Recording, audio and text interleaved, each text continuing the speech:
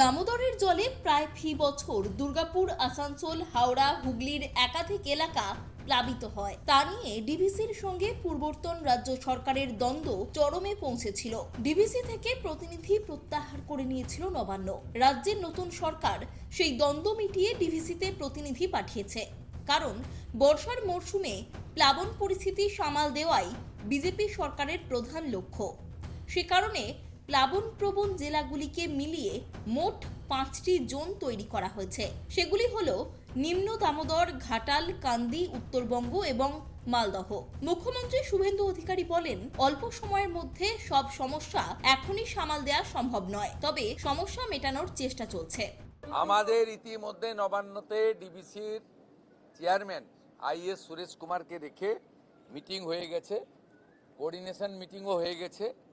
আমরা 5টা জোনে ভাগ করেছি। এমনি সব জায়গায় বিডিও এসডিওরা ইরিগেশনকে নিয়ে করবে। 5টা জোনে ভাগ করেছি আমরা, নিম্ন দামোদর, ঘাটাল, কান্দি, মালদা, উত্তরবঙ্গ, 5টা জোনে বিভিন্নভাবে ভাগ করা হয়েছে, যেখানে এই জলে মনসুনের সময় বিগত দিনে ঘটনাগুলো ঘটে এবং মানুষ কষ্ট পায়। আমরা এক্ষুনি 100% সলিউশন করতে পারবো না, কারণ আমরা একদম খুব অল্প সময়ের জন্য দায়িত্ব নিয়েছি।